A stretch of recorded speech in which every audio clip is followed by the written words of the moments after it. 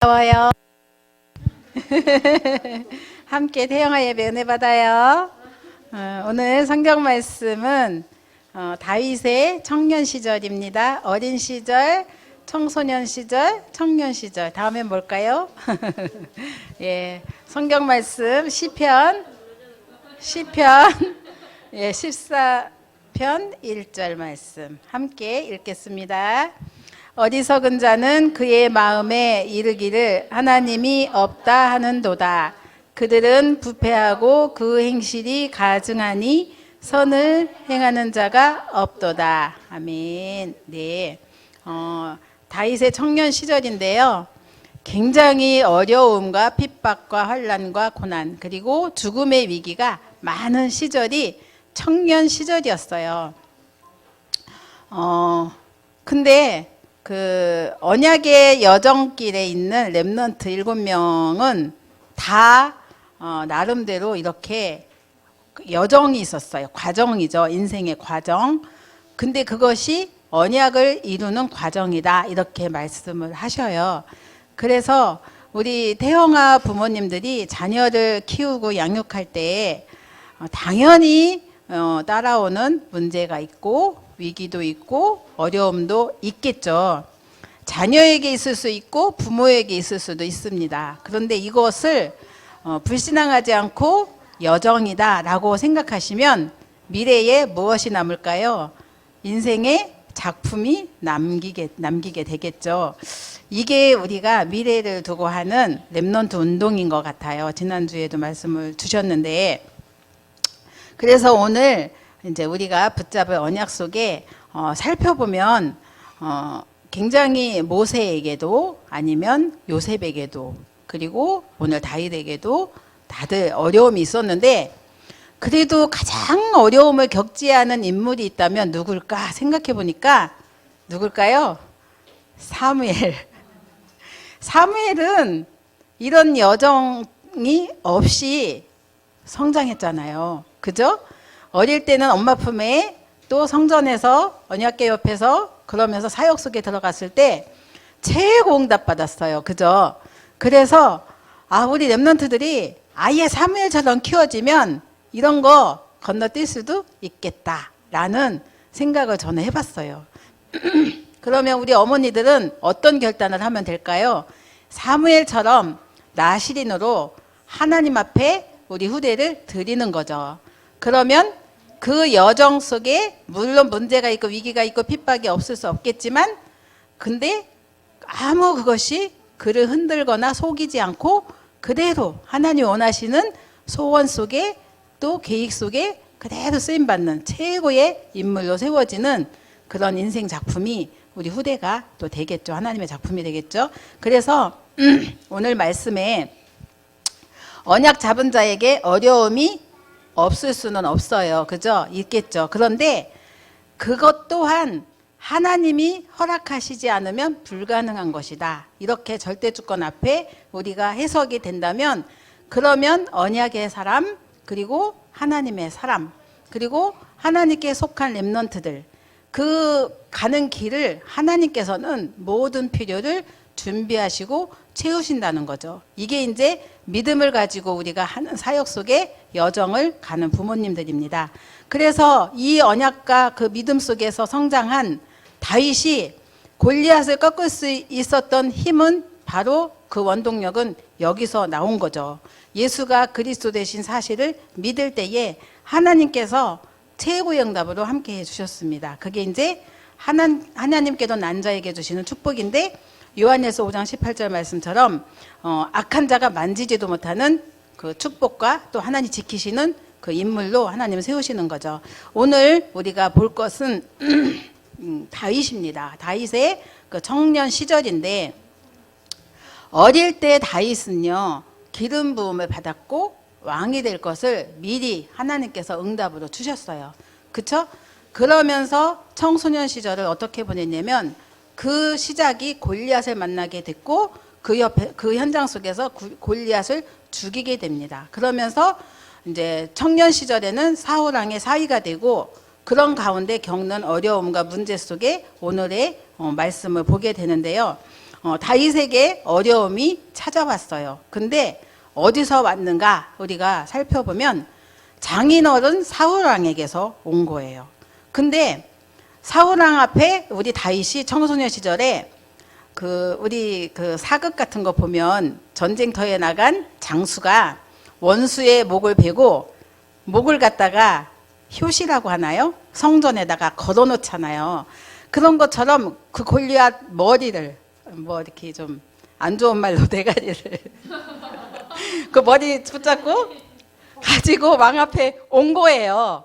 그 모습을 봤을 때의 사울왕은 엄청 감격을 했을 것 같아요. 그죠? 얼마나 그래서 네가 도대체 어디서 왔냐? 근데 소수문에도 모르니까 직접 물어봤잖아요. 그러니까 그 주의 종 베들레헴 사람 이새의 아들 다윗이라고 그렇게 고백을 했었단 말이에요. 그렇게 승리하고 돌아온 다윗, 이 다윗을 이제 굉장히 좋아했는데, 근데 이제 성 안에 들어가니까 노래 소리가 들린 거예요. 어떤 소리가 들렸어요?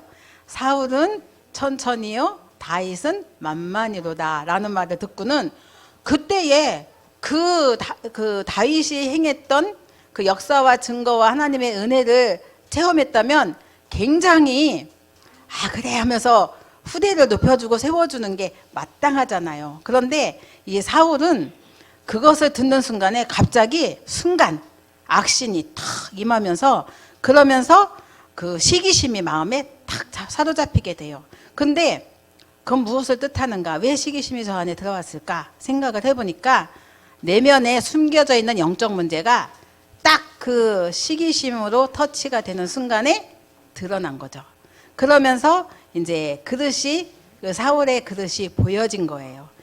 비록 왕이 되었으나 비교의식에 빠진 거죠. 오늘 강단 말씀에서도 하나님은 각자에게 달란트를 주셨다고 하셨어요. 사람마다 또 모양마다 천국에는 쓰레기통이 없다고 하셨는데, 정말 그 하나님께서 사울왕을 세우신 거는 굉장히 기념비적인 일이었잖아요. 사사시대에 사사들이 행했던 그 일을 왕을 통해서 하나님은 새로운 시작을 하신 건데, 그 발판을 까는 일이 바로 사울이었어요. 그러면 하나님 앞에 정말 그 인도를 잘 받았으면 역사에 엄청난 작품으로 남았을 사울인데 안 좋은 그런 이미지로 남게 되죠.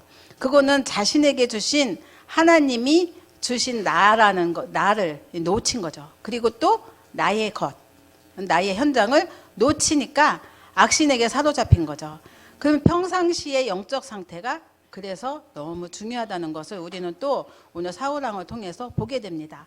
복음을 누리지 못하면 하나님이 함께 하심을 놓치게 되니까 악신이 역사할 수밖에 없죠. 그러니까 정말 그런 영적 상태가 되어버렸는데, 사울왕이 이날부터 다윗은 기름 부음 받은 그날 이후로, 그죠? 사울왕은 이날부터 천천히요 만만히요 이 말들은 이날부터 다윗을 주목하게 되는데, 좋은 마음을 갖고 생각을 갖고 주목한 게 아니에요.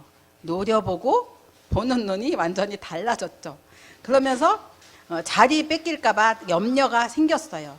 그러니까 불안하고, 이렇게 하다 보니까 판단도 흐려진 거죠. 그렇게 하다 보니까는 이제 굉장히 이상한 쪽으로 악신의 통로를 잡고 제공하고 있는 사울의 모습을 보면서 이 또한 세상 서밋들이 이러하다라고 여러분이 볼 수가 있습니다. 우리 아이들에게 잘 가르쳐야 되겠죠. 사단은 지금도 반드시 활동하고 있고요. 그리고 사단의 목표는 뭐냐? 하나님의 자녀를 실패시키는 거예요. 그러면 여러분에게 하나님의 것, 하나님의 렘넌트, 하나님의 사람이 품에 있잖아요. 이 아이들이 조금만 부모가 악신의 통로를 제공하면 아이들은 또 사단의 타깃이 될 수가 있겠죠. 그래서 정말 우리가 사단의 공격을 잘 알고 정말 우리가 준비를 해야 되겠습니다. 특별히 언제 역사하냐면 틈을 줄 때 염려를 타고 들어온다고 하셨어요. 베드로전서 5장 7절 8절 말씀에 근신하라 깨어라 그러면서 너희 대적 마귀가 우는 사자처럼 삼킬 자를 찾나니, 누굴 삼키겠어요? 그죠? 하나님의 사람들을 삼키려고 노리고 있는 거죠. 에베소 4장 27절에 마귀에게 그래서 틈을 주지 마라 하셨습니다. 그런 영적 상태를 가진 사울왕, 시기심에 나쁜 마음으로 주목했더니 악신이 임했잖아요. 이 영적 상태. 그런데 죽음의 위기를 만나는 다윗의 영적 상태는 어떠했을까? 우리가 또 살펴보는 거죠. 사울왕이 이 다윗을 다윗이 뭐를 했었냐면 이때 찬양을 하고 있었어요. 그래서 흑암을 꺾고 찬양하고 있는데 요때 사단에게 사로잡혔던 사울은 아예 어떤 마음을 가졌냐면 되게 악한 마음을 가져요. 창을 갖다가 다윗에게 던지는데 어떤 마음을 던졌죠? 벽에 박히도록. 굉장히 무섭잖아요. 그렇게 요 사울왕이 악신이 역사하니까 자꾸 이상한 행동을 하니까 지혜롭게 행동하려고 다윗은요 엄청 성령 인도를 받아요. 근데 그 모습을 본 사울은 두려워해요. 그러면서도 사단에게 자꾸 잡히니까 이런 행동을 하는 거죠.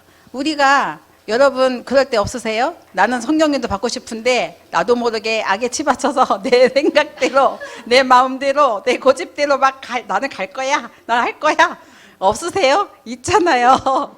이런 때가 이 사울이 영적 상태잖아요. 근데 우리는 예전에는 이게 영적 상태 몰랐잖아요. 그죠? 이 영적 상태를 모르는 사울왕. 그래서 이 창을 던지는 사울 앞에 이제 다윗은 죽을 뻔합니다. 그러면서 또 이제 또 뭐 자꾸 깨를 써요. 그래서 죽이려고 블레셋 사람의 포피를 그 100개가 필요하다고 막 요구해요. 그러면 이제 거 가서 죽게 하려고. 근데 또 아주 100개를 갖고 와요. 대승을 하죠.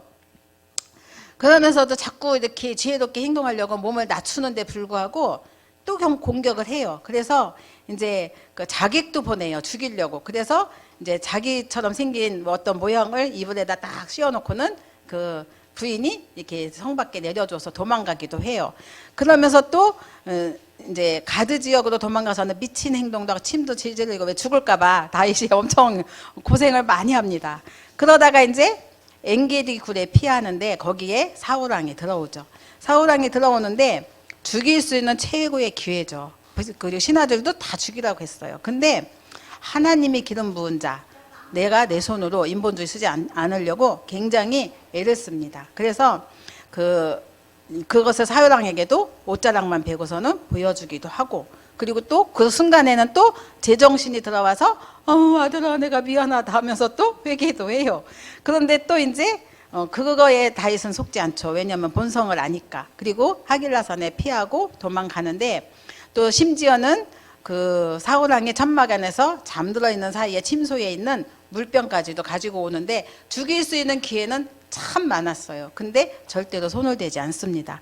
정신 상태가 사울이 왔다 갔다 하는데 결국은 하나님 앞에서 정말 그 위기 속에서도 다윗은 불신자처럼 그 보복하지 않았어요. 그리고 인본주의 쓰지도 않았고 하나님이 하시는 시간표라는 것을 알았으니까 순간순간 하나님의 인도받으려는 몸부림은 쳤어요. 굉장히 몸부림을 치죠. 그러면서 하나의 말씀을 붙잡고 기도하면서 인도를 받게 됩니다. 그런데 이제 그런 상황 속에서 이제 우리 부모들은 이런 것을 보면서 진짜 하나님이 나에게 주신 언약 이것이 분명하다면 그 다윗처럼 엄청난 위기가 왔을지라도 진짜 기도를 놓치지 않는 그 서밋이죠. 그리고 나의 현장에 주신 렘넌트 이들을 놓고 깊은 기도를 하는, 그래서 정말 하나님께서 가장 원하시는 후대를 세우는 일에 쓰임받는 축복을 누리시기 바랍니다. 그래서 이 다윗이 이런 상태 속에서도 굉장히 아주 고백을 해요. 어떤 고백을 하냐면 목숨이 왔다 갔다 할 만큼 두렵고 그리고 무섭고 외로운 현장이었잖아요. 그런데도 시를 쓰고 또 여호와를 바라보고 여호와께 집중하고 그리고 또 여호와 앞에 호소도 하고 간구도 합니다. 이렇게 어렵고 힘든 상황에 고백한 게 오늘 우리가 본 본문 말씀이에요. 시편 14편 1절 말씀인데 어리석은 자는 그의 마음에 이르기를 하나님이 없다 하는도다. 어리석은 자는 하나님이 없다고 하는데 세상의 사람들에게 복음 전할 때 하나님이 어디 있어? 그런 사람들을 보고 여러분 눌리시나요? 어리석은 자입니다. 그들은 부패하고 그 행실이 가증하니 선을 행하는 자가 없도다. 그들이 행하는 선이 사람들 보기에는 훌륭해요. 근데 필경 어떻습니까? 반드시 무너져요. 세상 서밋들이 지금 요것 때문에 자기가 걸어놓은 올무에 그대로 걸려서 자기 생명을 마감하는 일들을 우리는 굉장히 보고 있잖아요. 그런데 다윗은 시편 23편 그 1절에서 6절 말씀 보면은 우리는 이 말씀을 많이 이렇게 즐거이 묵상을 하는데, 이 말씀을, 이 시편의 기록을 기도로서 적은 이 다윗은 최고 위기 시기였어요. 최고 어려움, 죽음 이런 것들이 있을 텐데도 여호와는 나의 목자시니 내게 부족함이 없으리로다. 이 찬양 되게 멋지잖아요. 그런데 상황은 사울이 막 죽이려고 그래요. 그래서 도망가서 미친 짓도 해요. 별짓 다 하는데 이 고백을 합니다. 이때 최고 어려울 때거든요. 근데 맨날 도망다니면서 이산저산 도망다니는데 창이 언제 날라올까 두려워하는데도 그가 나를 푸른 풀밭에 쉴만한 물가로 인도하신다. 이런 고백도 합니다. 그래서 평생에 하나님께서 선하심과 그리고 그 인자하심이 반드시 나와 함께 한다는 고백을 이 시편 23편을 통해서 하는데요. 진짜 우리가 그리스도로 충분하고 또 그리스도로 완전하고 모든 것 되신다는 사실이 어릴 때부터 우리 아이들에게 각인뿔이 체질된다는 것은 너무 소중한 사역인 것 같아요. 우리 태영아 사역 속에 최고인 것 같아요. 그래서 간단하게 가장 중요한 거는, 우리 부모들이 가장 중요한 거는 나는 하나님의 자녀다. 아이들에게만 나는 하나님의 그거 하지 마시고요. 내가 먼저 하나님의 자녀잖아요. 그러면 하나님 자녀는 반드시 성령이 함께 하셔요. 오늘 보이는 무형교회도 있고 보이는 교회도 있어요. 그죠? 무형교회 나잖아요. 하나님의 영인 성령이 나와 함께 하시는 내주. 그럴 때에 주시는 인도, 역사, 이게 기도 응답으로 나에게 주어지죠. 흑암은 결박되죠. 다윗이 찬양했는데 악신이 떠났습니다. 그죠? 이 축복이 아이들에게 그리스도 이름만 선포하는데도 사단이 결박되고 흑암이 꺾이고 내 생각과 내 중심이 없어지는 그런 축복을 누리게 됩니다. 왜냐하면 우리는 하늘 배경을 가진 천국 시민권을 가졌잖아요. 그리고 또 온 땅에 여호와 이름을 증거하는 세계 복음화 정복권의 축복도 주어졌어요. 이 말씀을 붙잡고 계속 기도하고 성령인도 받고 또 영적 사실을 알았던 다윗에게 하나님은 가는 곳마다 인본주의 쓰지 않아도 승리하는 축복을 누렸습니다. 그래서 언약 가진 렘넌트는 하나님이 완전히 책임져 주십니다. 또 모든 것을 준비하신다고 하셨어요. 그래서 이것을 아는 믿음을 갖고 우리는 서밋 타임을 가지고 기도할 때 자세가 나오죠. 기도 속에서 나오는 행동은요, 우리 사울왕이 그 지혜롭게 행동하는 다윗을 보고 뭐라고 그랬어요? 두려워했다. 서밋 자세가 나오면요, 세상 사람들은 두려워해요. 그게 하나님이 주시는 축복입니다.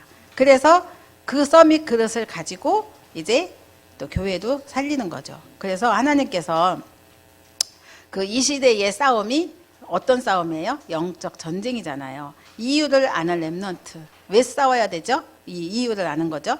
그런 렘넌트들에게 하나님께서는 천명도 주셨고 소명도 주셨고 사명을 주셨어요. 그러니까 하나님이 직접 보호하지 않을 수가 없겠죠. 이런 축복의 렘넌트를 키울 때에 절대 죽음의 위기 속에 죽을 수 없어요. 그죠? 다윗은 하나님이 어떤 그 비전을 심어주셨어요?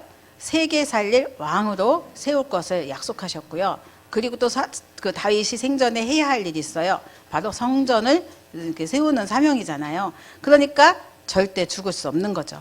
그래서 이 이유 있는 렘넌트로 하나님의 사람으로 우리가 사역을 할 때에 하나님께서는 하늘 보좌를 움직이시고 천군천사를 동원하는 최고 영작과 축복을 주실 줄 믿습니다.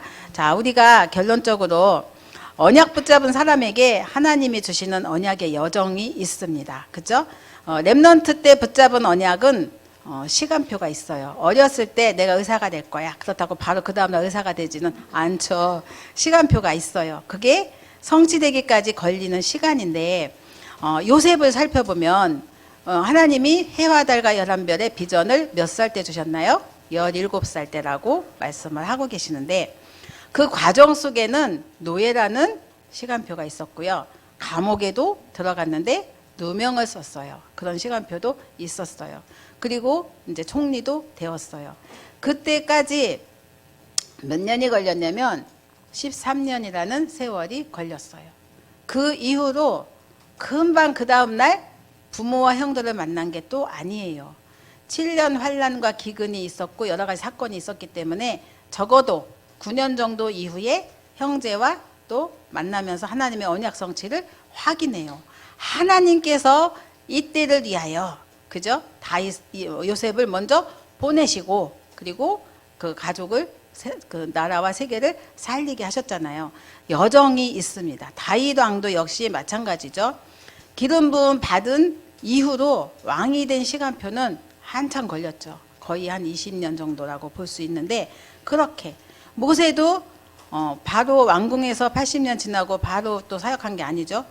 굉장히 많은 기간이 걸렸습니다. 그렇게 가는 길에, 렘넌트 가는 길에, 또 우리가 언약 붙잡고 가는 길에 하나님께서는 성취되는 그날까지 이미 승리의 길, 또 준비된 길을 예비하시고 우리를 인도하신다는 거죠. 그러니까 그 과정 속에 겪는 어려움과 또 갈등과 고난과 핍박, 아니면 죽음, 위기, 이런 것들은 다 여정이다.